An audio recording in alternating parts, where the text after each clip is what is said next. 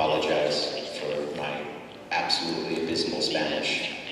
Just, they never sent me to those schools growing up, you know. They sent me to the other schools to learn this stuff, not anything that was worthwhile. You know. And now that I'm sitting here, you know, on a Iman, thinking to myself, it's I think the last time I sat so close to Sifrei Torah, right, was almost 30 years ago next week, which would be the 30th anniversary of my bar mitzvah. So, yeah. I can do it again for you. You know,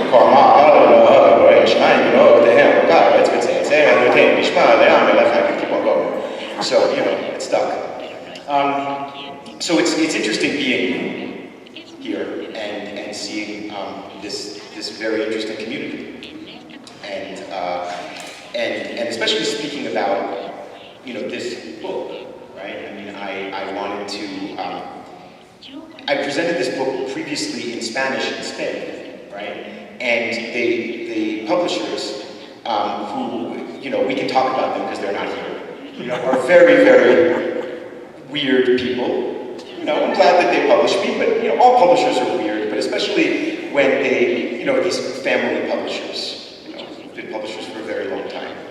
So, and they wanted to schedule an event in the Hall of the Inquisition in Madrid. And I was thinking to myself, this is a cool idea. Sure, you know?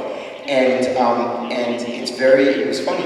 We were going in and we were going to give this book presentation.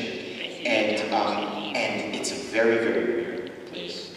And then when we were about to begin, the microphone and the amplification system died. Old building, I don't know. So I found myself in the situation of, without a microphone, having to yell in the Hall of the Inquisition. So it was like, Jews!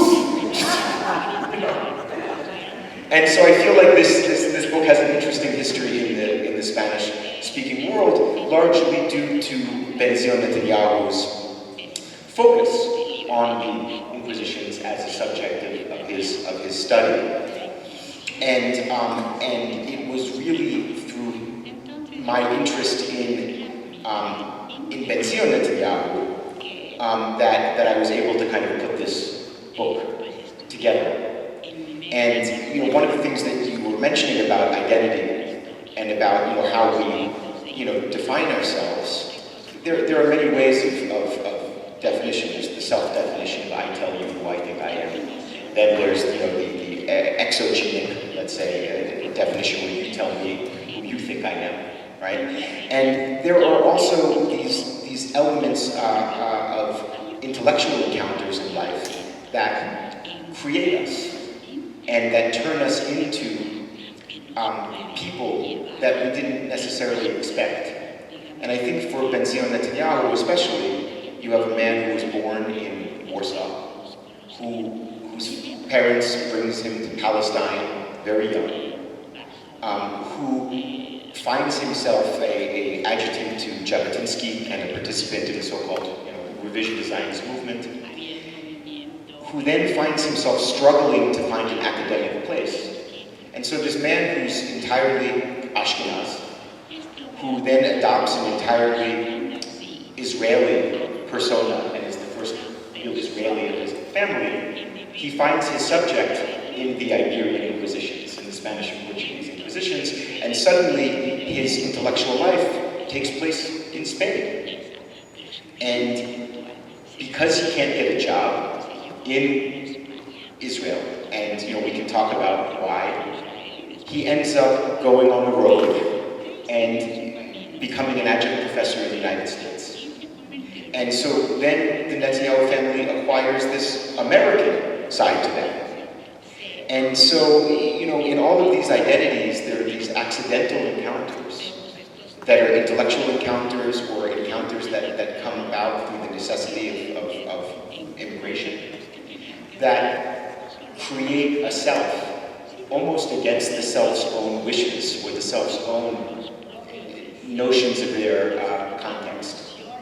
And I find the same has been true for me, where grew up in New Jersey, Atlantic City, a little Trumpstown, a little island off the coast of New Jersey.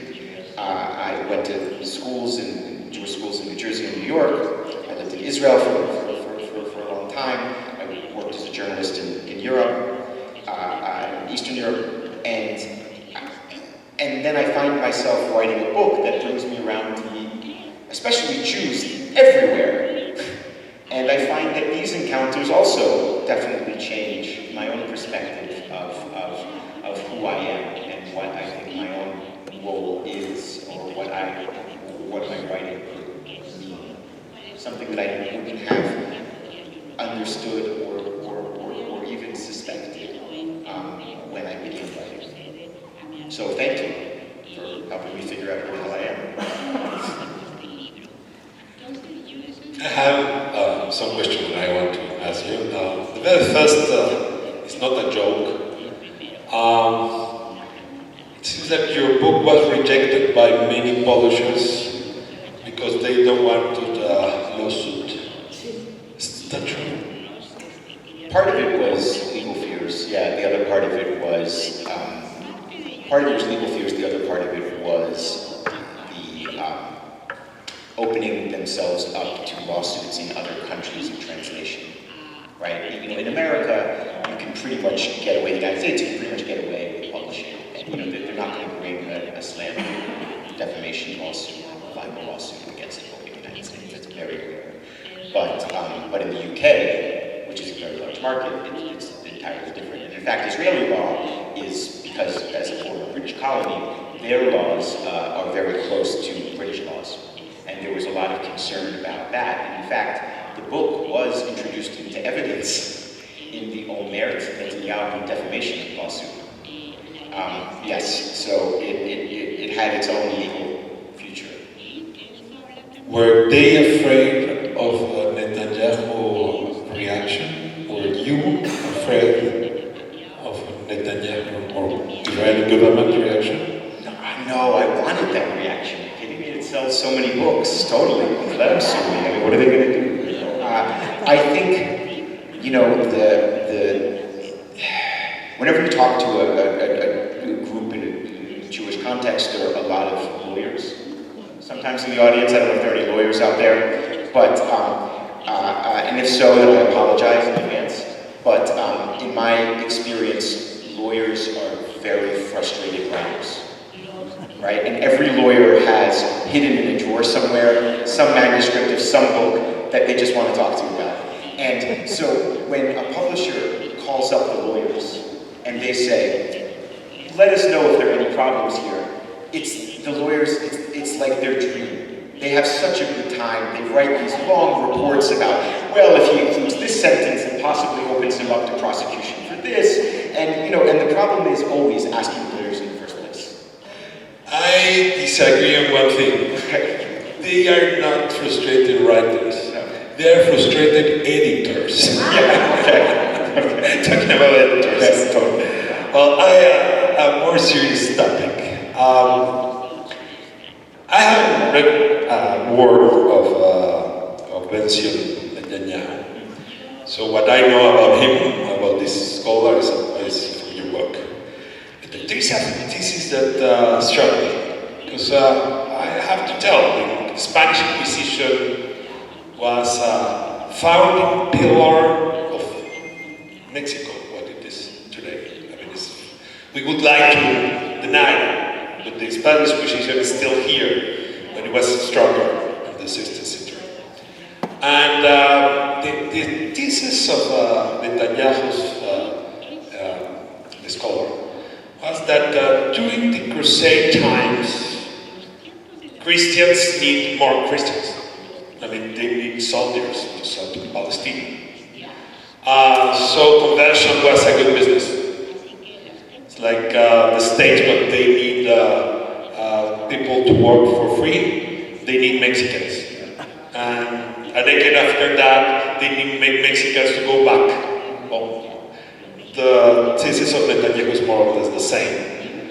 After the Spanish colonies, Latin America, they needed more power, more richness, so they need less Christians. So the Spanish Inquisition was a way to have more Jews and less Christians. Well, I'm saying that kind of joke, but it's a very interesting thesis, and I would like you to tell us how do you react to these facts and this, we really to sustain this thesis today. Well, maybe this. Do you mind if this is kind of a long answer? But this is.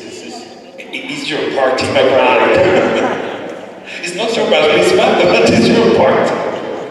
So they're building now they're almost finished building a new national library in Israel, and I was given a tour, right? And you know they bring you down, and it's in the hillside, and they bring you down. You're going down this hill, and of course, you know, because it's Israel, they say to you, there's a vault in the bottom of this hill, and it can withstand a 40 megaton nuclear blast. Right, it's like, okay, I don't know how you know that, but they say, that's not something you test for, right? But they say 40 megaton nuclear blast, and everything that's stored here will survive. And they made a list of the most important works that they were going to keep in this vault, that even after everyone is wiped out, in Jerusalem, in Israel, these will survive. And on that list it's the Aleppo Codex, right? It is the Rambam, the only manuscript they have of Rambam. It's Dead Sea Scrolls, all the way up to Kafka's manuscripts.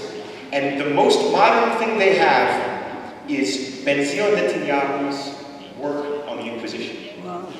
Right? Which, of course, if you want money from the government to build your library, you put the father's work in the vault with Rambam and Rashi and everyone else. Okay. So, Benzion Netanyahu is writing a book about the Inquisition that is not generally accepted by Inquisition scholars. And what he wanted to point out was the absolute singularity or difference of the Spanish Inquisition, and also the Portuguese, but the Iberian Inquisitions, as he refers to them, as different from any of the Inquisitions that came before. And the difference was that in Rome, right, those were papal Inquisitions. Those were the Inquisitions of the Pope. And in Spain, they were regnal Inquisitions. They were the Inquisitions of the king and queen, right? They were led by the monarchy, and it was an attempt, in his interpretation, the monarchy to take upon itself the powers that the Pope, that the papacy would usually have. Because there was always, of course, a constant fight between the monarchy and the papacy. So in this case, it was the monarchy taking away a privilege or a mechanism of the church and using it, in a sense, to acquire wealth and power from the Jewish middle-class merchants in order to fund their military, right? And it was his idea that essentially it wasn't about wanting converts, it was about wanting to seize Jewish property. And it was wanting to bring Jewish merchant classes closer to the nobility. And what happened was just because you turn someone from a Jew into a Christian, that doesn't mean that you get rid of who their family is. It doesn't mean that you get rid of who their friends are. It doesn't mean that if they did business with someone, they have to stop doing business with them. So what they realized is, in Benzion Netanyahu's interpretation, is they just converted people. They changed the names from Jew to Christian, but all the Jews still did business with other Jews. All the Jews were still related to other Jews, and they didn't succeed in breaking Jewish power in the way that they wanted to break Jewish power. And so it was Benzion Netanyahu's idea that it was at that point that the fundamental definition of the Inquisition changes from not a definition of conversion, but a definition of blood. So it wasn't enough that you then say, I believe in Jesus, I pray, I take the Eucharist, right? It's no longer enough that you do that. It's now based on blood. And what we have to do is eradicate the blood. And it was his idea that then linked in a sentence that I stole from the book. This is his linking of 1492 and 1942. Because in his mind, the Inquisition, the Spanish Inquisition, was the first attempt to racialize Judaism. It was no longer a question of what your dogma is what your belief is. It is now a question of race. And even if you say, I don't believe it, I don't care, this is not my thing anymore, it doesn't matter, because if you have, how is it, the limpieza de sangre, right? If you have that, this is your definition. Conversion was not enough. It had to then be generationally, reproduced out of the body of people. And he's writing this book, which is this big, 1,000 pages in English. He's writing this book. He begins conceiving this theory in, of course, the wake of the Holocaust.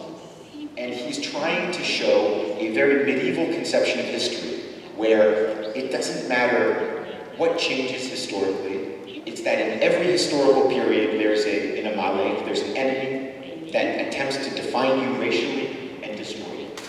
And so in many ways, he was not a responsible scholar, but he used his scholarship in order to essentially bolster the necessity of a Jewish state.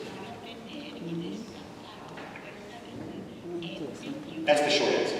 That's the short answer. Yeah. I think if I ask you some more about this topic, but let me change the subject.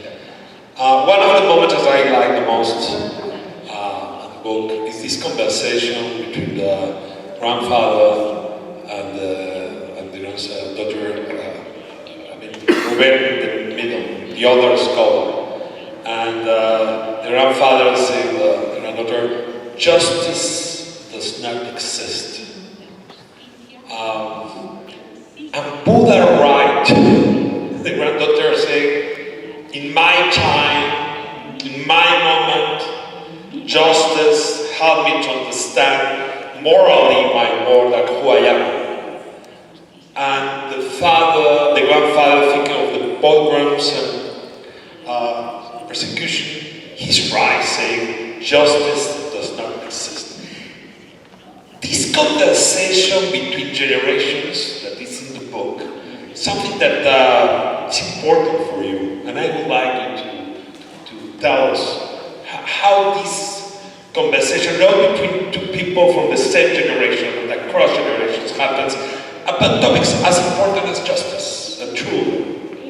Yeah, I think in many ways that was the conversation that was happening, that I could see in my childhood between the generation of my grandparents and the generation of my parents, and I was essentially witnessing it, right? This idea of, how much do you believe in the supposed values of your society or institution, right?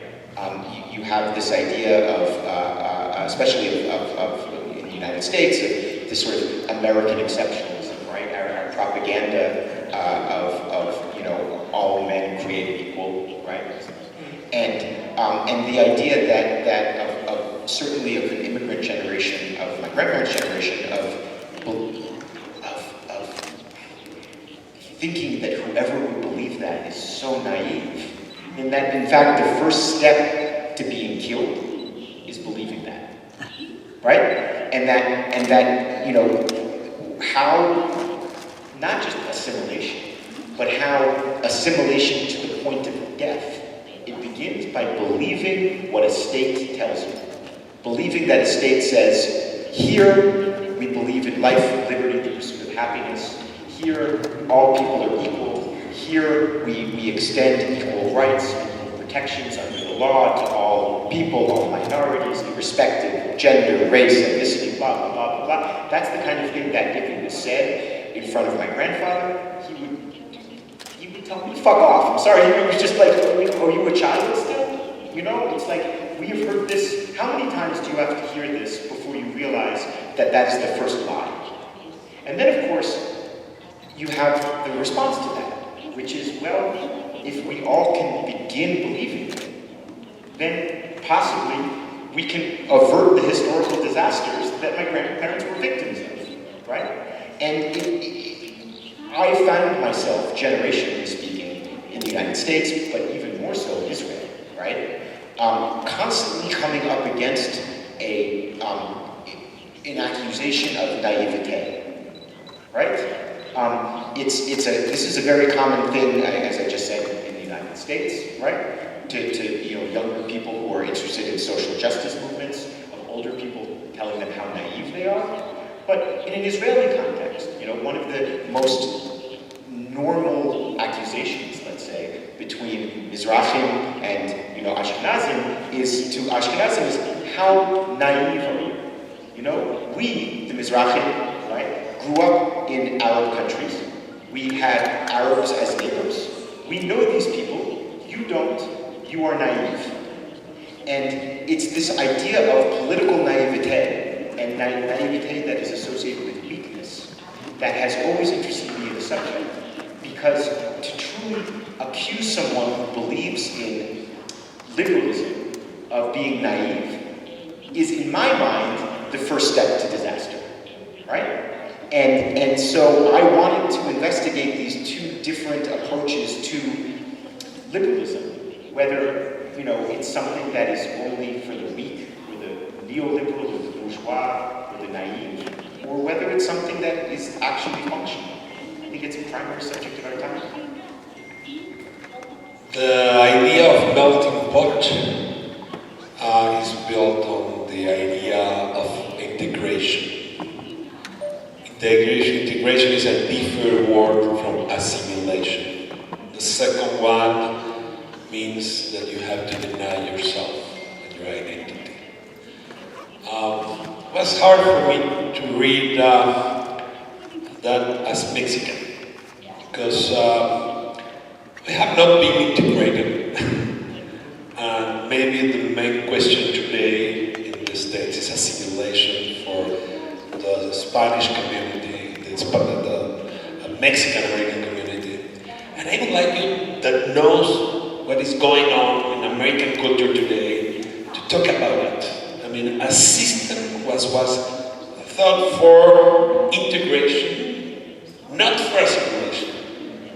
And why there are certain diaspora that can fit in, and other diasporas, because now we are in diaspora, we are 30 million Mexicans living there, it's a diaspora, that we don't fit or fit in the middle. There's a system that is fighting with this integration assimilation thing. So I would like you thought about it. I mean, it's, I always believe that and it especially becomes evident when you come to Mexico City, right? As someone from North America, that there is this third country, and the third country is very much the border region of the northern Mexico and the southern United States, right? And the idea of integration or assimilation into land that was originally Spanish-speaking, well, it was originally indigenous, but because we were not Catholics up there, they were all the Goyim up there, the Puritans, they exterminated the native population, right? It wasn't about integrating the native population, it was about murdering them. Yeah, which is what Puritans do, right? And part of the irony, I think, is that a Christian civilization that is primarily Protestant, Puritan, right, is the one that speaks about integration or assimilation, but it's the one that I believe destroys more. Whereas the Catholic civilization, right, is one that doesn't speak so openly, right, about these enlightenment values of integration or assimilation, and is able to maybe offer people, they killed people too, right, but still offer a more meaningful entry point. I think that one of the interesting questions really is in the United States is that there has not been as significant a wave of immigration from any place, right, as recently. And I think that one of the things that most Americans who are not of Spanish-speaking heritage are finding out, right, is that it's actually a mosaic of so many different diasporas, right? And to sit down with the Cuban diaspora, right, right, is to find out a very specific opinion about the Mexican diaspora. Or to sit down with the Mexican diaspora in the United States is to find out a very different opinion of the El Salvadoran, or Honduran diaspora. And I think that one of the most difficult parts is really at this point understanding that what was sold to most Americans as a functional American dream, which is the ability to have class ascension from one generation to another, right, has not existed in 70 years, right? And that in fact, my generation of people who are born in the United States and who speak English as a native language are the first generation of native-born Americans who will have a lower standard of living than our parents.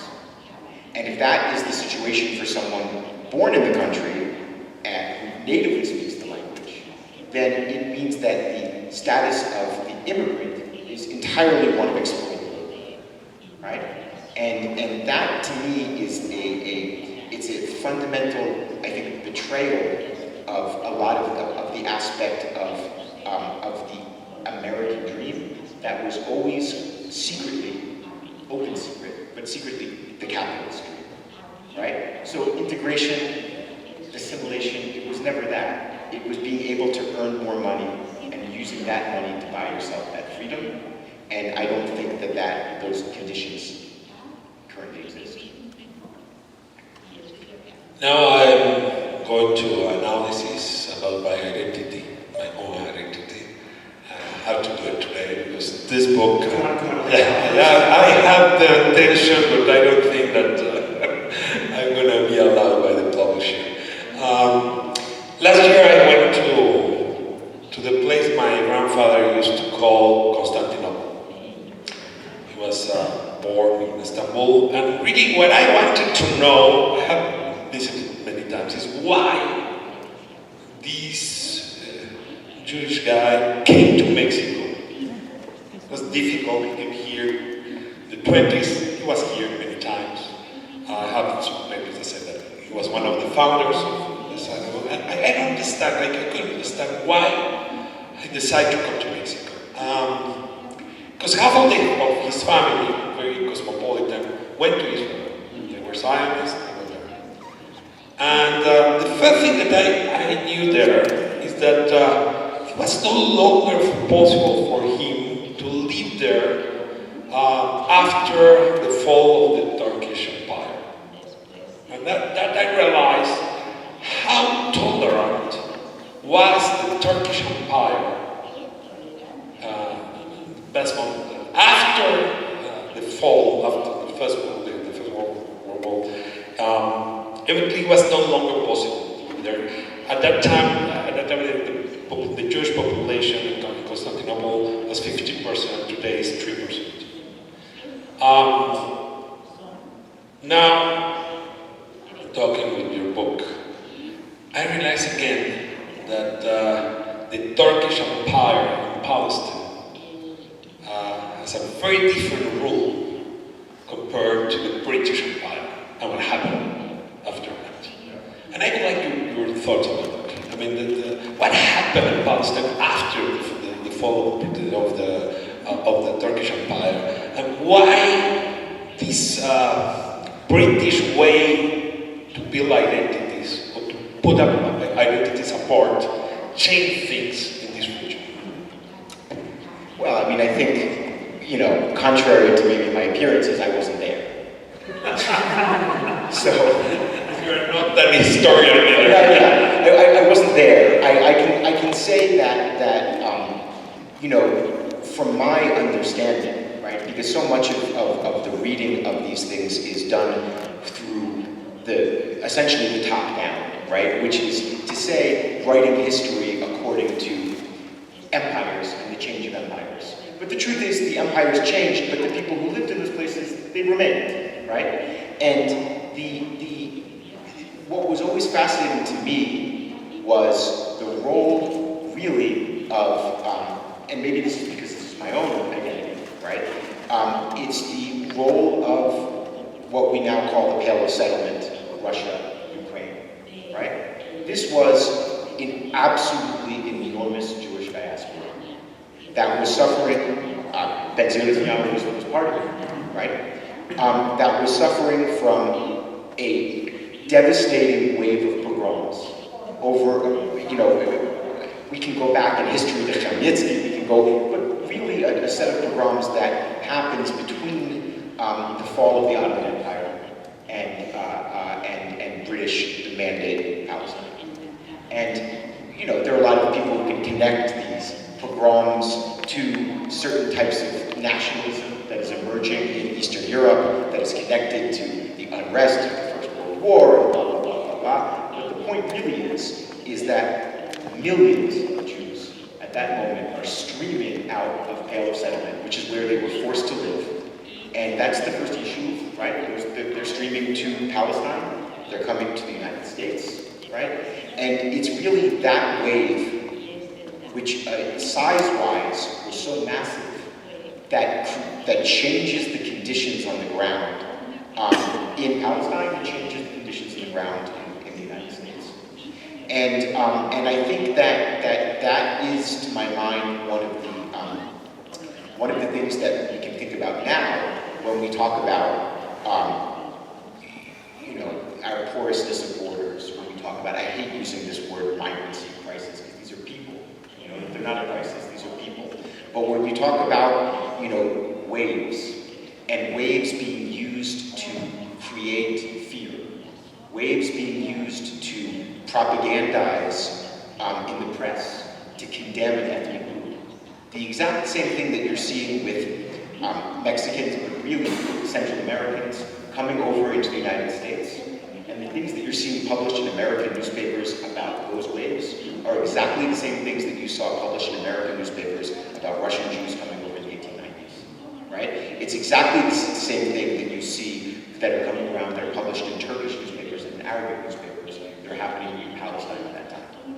And it's this using of a block of people to create a fear that a wave is coming in and fundamentally altering the fabric of the place.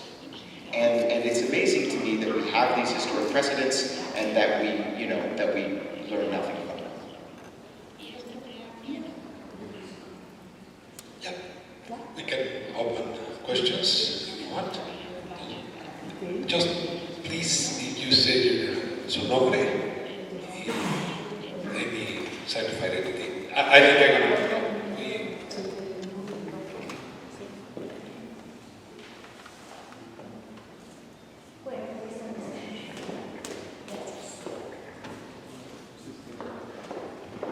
Thanks a lot.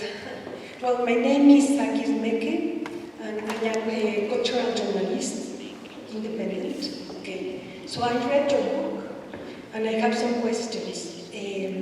Besides all the historical and political many things that you told about, I would like to ask you about different styles of families that you throw in your book. Because there's your own family, you know, with Edith. There's also Edith's family, mother and father, your father's, and of course Netanyahu family. That is very special because they are people that they came from Israel. So they are absolutely different of American people. That's one question. The other one, this of course you have spoke about justice. So the father says justice doesn't exist, but just people exist, and that's very Jewish thing. That's a very Jewish way to approach to the problem. The third question is about Judy represents the assimilation because she doesn't like her nose. She wants to be a sexual liberty, and also it's very important because it's the 60s in the United States. I love that because you are talking about maybe 1958, 59, and the beginning of the 60s, no? So how the ideas are growing in the new generations. Yes, and then the last question that is very important is you say in your book, and that's about your position of Netanyahu. You said the revisionist ideas. They are a heritage in Netanyahu. So I would like to read just this. Wait, just a moment. It's just, well, it's in Spanish. Well, when you talk about Bibi, you said Bibi is the king of Israel, right? But he sang for the violence in Palestine. He sang, or he's known of building murallas. Yes. Building walls. So that came from the ideas of his father. So that's a very important thing to finish. It was very important that one of the sons of Netanyahu died when they go to the plane, right? If you can talk a little bit about that, and that's it. ¿Hasta dónde vas, Tessy? ¿Hasta dónde vas? Sí. Si quieren, tome usted la segunda.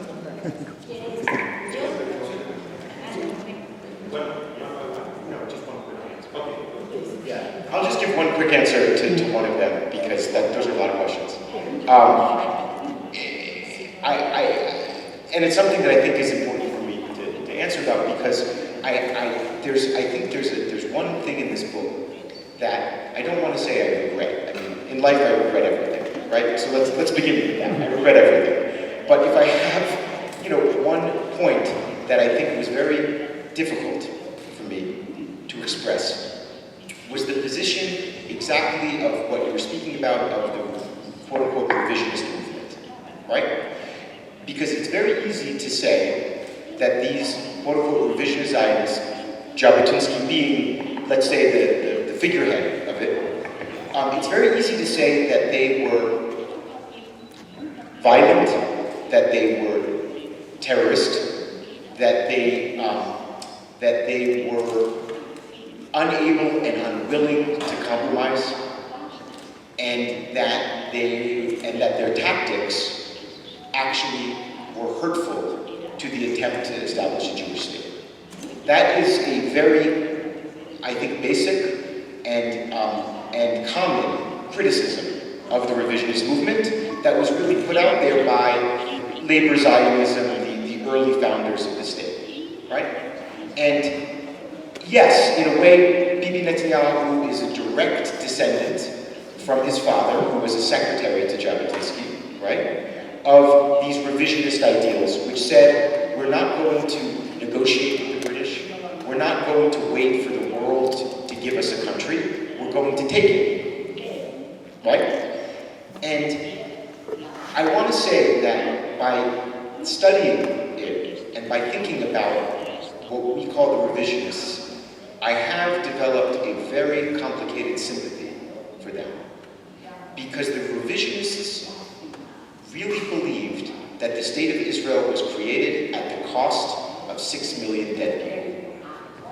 And it was Jabotinsky's idea, not just that we needed to get the state of Israel, take it, but that it needed to be a homeland for the Jews of Europe that needed a place to go. And because they couldn't save the Jews of Europe, and 6 million of the Jews of Europe died, it was the revisionists who felt that they had blood on their hands. And it was the revisionists who blamed the early founders of the state, people like Ben-Gurion, people like Weizmann, who blamed them for essentially getting a country by sacrificing their people, by not demanding that this becomes a home for immigration.